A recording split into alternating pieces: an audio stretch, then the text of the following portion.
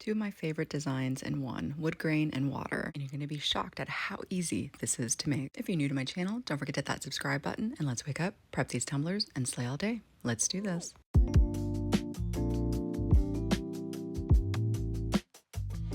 All right, starting off with my tumbler blank, I'm just going to be using a 40 ounce today, but obviously you can use any size you have on hand. I went ahead and prepped that. I spray painted the bottom blue because that's where I want some of the water, and you can spray paint the top more of a tan color to match the wood grain. I'm actually working on another piece right now that'll be up in a few weeks that I do that. It's a little bit simpler with the wood grain. Anyways, I'm going to go ahead and measure the area that I want my decal to be in. And whatever decal you choose to put onto your tumbler, you want to make sure that you use a tan vinyl because we are going to be utilizing our vinyl to simplify that inlay wood grain look. Also, the decal that I used, I'm not going to lie guys, it was difficult to weed, okay? So just bear that in mind, and that it was pretty big too because I'm using a 40 ounce. I just want you guys to know that it was kind of hard to weed. Anyways, we're professionals. We got this, right? Okay, so now what we want to do is take our decal and we're going to go ahead and place that down where we want that on our tumbler. And also I wanted to add this before we move on. I let my tumbler sit at least overnight after I spray paint. So that way when I do apply my decals and stuff, the back or the transfer tape doesn't peel off paint. If your transfer tape is peeling off your paint, you didn't let your tumbler sit long enough. You got to let that paint cure so that way it doesn't do that. All right. Wood grains are probably the most simplest thing you could possibly do. These are the two items I've used all these 7 years that I've been crafting: teak wood and my 2-inch chip brush, which is the original chip brush I've been using for the past 7 years. And that's it. That's all you need to make a wood grain. So you're going to I'm going to work with the hardest surface first, especially when doing wood grain. So I have a handle. I'm going to do the handle first. I'm pretty much just going to lay down my lines of my ink and just swish that around the best that I can, and then come through afterwards to clean everything up. So you just want to make sure it gets covered right now, and then you can always come through and make that more wood grain look after it's said and done.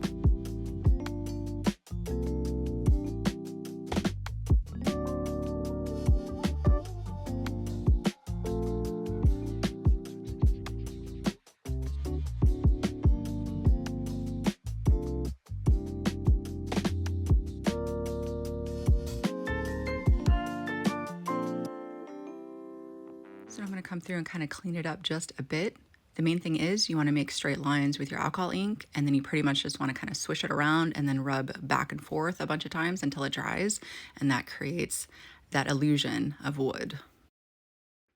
Now again, I'm going to start up underneath the handle because again, that's the hardest spot. So if you have a handle that's connected all the way through, which my other project has a handle like that, again, you just want to work in the handled area first, maybe even do under the handle first and then do the handle if it connects all the way through. But yeah, just work in the hardest area first. Trust me, it's a lot easier that way. So working on the main base, again, it's very simple. You're going to do your stripes of ink. You do that, you swish it back and forth until it dries, and then you come through, and the next line you're going to do, you want it pretty close to the line previous that you did, so that way it all blends together. And again, you just swish it back and forth, and there you go. You're making that wood grain look. Also, I want to let you guys know that as you can see down there, I'm not bringing it all the way to the bottom, but it's okay that if you do, like if there's variations in the length of each of it, because it will kind of poke through the water look that we're going to do at the bottom, and which is kind of neat as well. So again, you can just let it kind of flow at the bottom so that way it kind of peeks through when we do the water.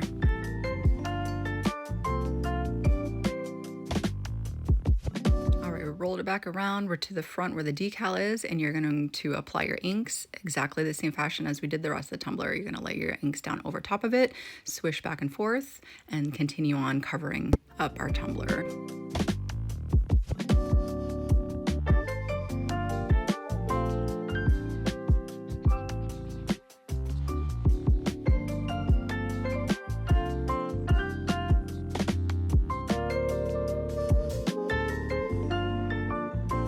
A spritz bottle filled with rubbing alcohol and a paper towel, and away from your project, because if you get little speckles on your project, you'll have to come through and redo the look, okay?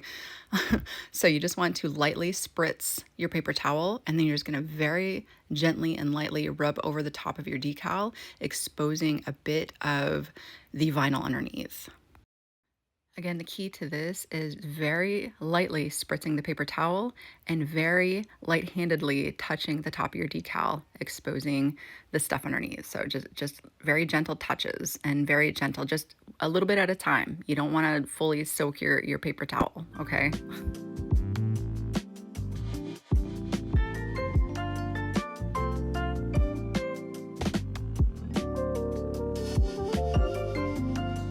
Look at there, easy, right? I know you guys got this. So before I apply my epoxy, I'm going to take it and I'm going to spray it with my 2x Ultra Sealer. I've done this for years.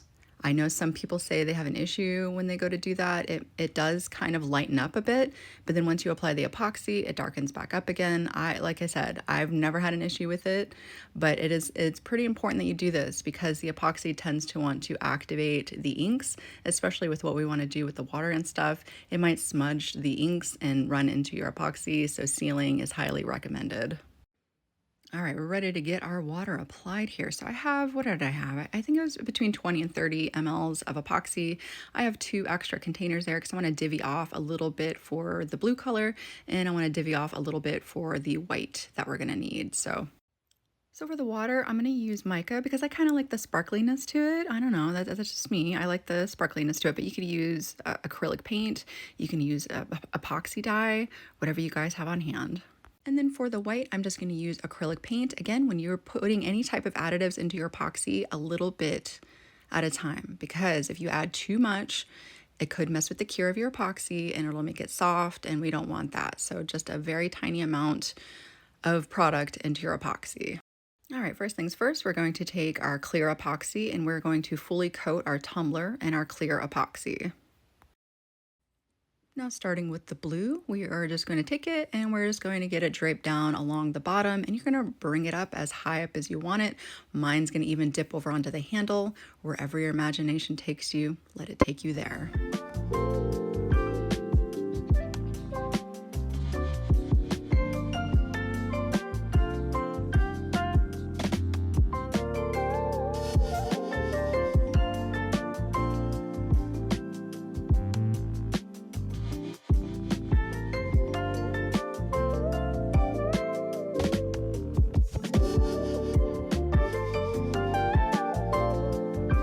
I want you to see how there's like gaps of where you can see the wood grain and all that. That's how you want it. All right. So now we're just going to take this white and we're going to place it along the top of where our blue is. And I'm going to come through and put some in the center of the blue as well.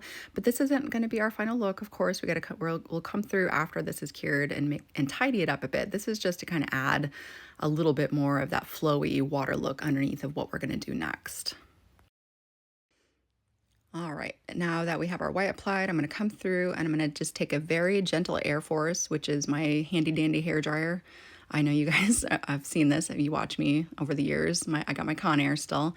And we're just going to very gently I have it on high. You can put it on low if you want to, but we just want to gently move these waves around. So I'm going to go down and then I'm going to come back and blow it up as well, but you don't want to move it too much. And also, it's okay if it starts to drip off the bottom. It's okay to come through and pull that off, which I think I'll show you guys here in a second. But I'm just going to very gently move this around until everything starts to shift, and then I stop. And I'll pull it off the turner and let it drip down, and then I will remove any excess that's building up at the bottom. We don't want wonky bottoms, so just go ahead and pull it off. There we go. It'll even out, no worries. I'm not one to usually fuss with my waves too much, but I didn't like how thin it looked at the top, so I just came through and added a bit more of this white look without touching it afterwards, and then I'm gonna let that cure, and then we'll be ready to move on to the next step. So I had this vision. I wanted it to look like islands in the water, so that's kind of, or beach sand, I don't know, either way. So I took that tan vinyl that we had, and I'm going to just take my brush that I used to do my alcohol, my wood grain with, and I'm just going to use the residual from off of my brush and spritz rubbing alcohol onto the vinyl and rub that around until I get a look that I like. This was a bit too much, so what I'm going to do is take a paper towel and kind of rub it around, and actually the texture from my table is going to give it kind of this like pebbly look, so that was a plus. So maybe put it over top of something and it'll give it some texture. I don't know.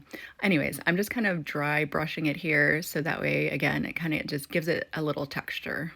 And then I will go ahead and get those placed down where I want them in the water. Now again, after you get these placed down, I highly recommend spray sealing your vinyls because the paints, the puffy paints we're going to use to give it that wave look will activate your alcohol inks and will dye your waves. Okay, so I highly recommend spray sealing it before you apply the waves. So when I came up with the 3D wave look years ago, I was just overwhelmed with the amount of people that just absolutely loved the design and tried to come up with different concepts of trying to do the waves. As you guys know, I did it. I used Aliens glitter snow for it. I never even thought to use puffy paint, but this has turned into probably my favorite way to achieve this look, all thanks to you guys and your creativeness. So we are essentially taking the puffy paint and we're going to outline the area where that wave ends on the top of our tumbler here. So we're giving it that illusion of the wave ending on the shoreline.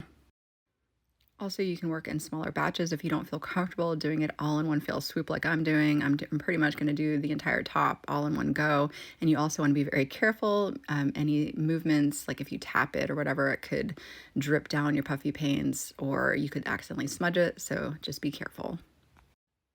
So after I get my outline applied, I even did up around the handle. I'm just going to take a very small brush and I'm just going to grab a bit of that paint and pull it back. So I'm basically aiming for like the center of that line and just pulling it down.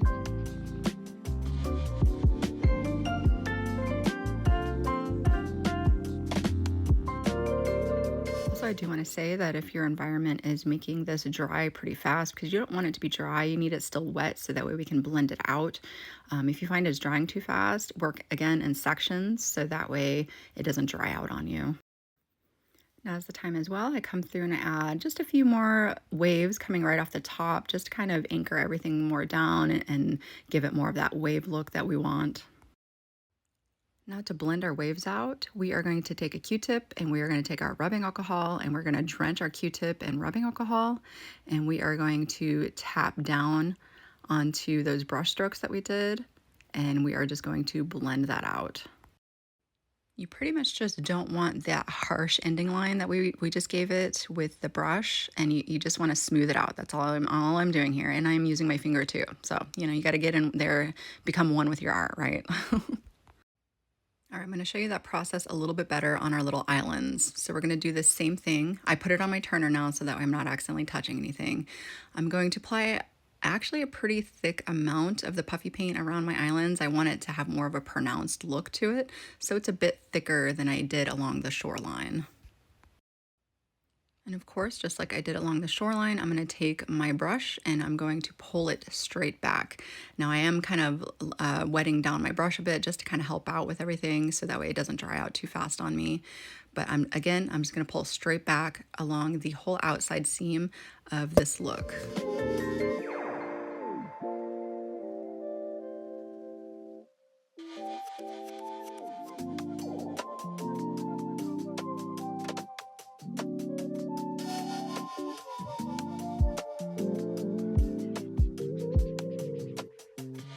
Again, I'm going to take my same Q-tip, I'm going to soak it in my rubbing alcohol, and I'm going to dabble it along the edge.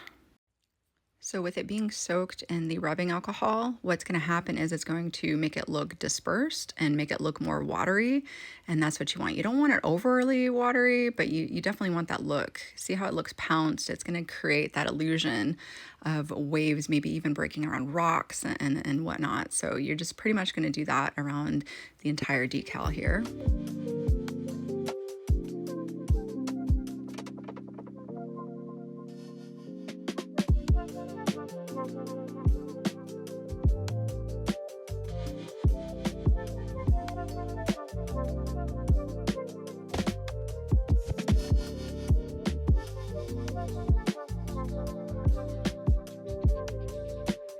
Of course, you're going to come through and do all your decals in this fashion. But look at that. How cute. I love that so much.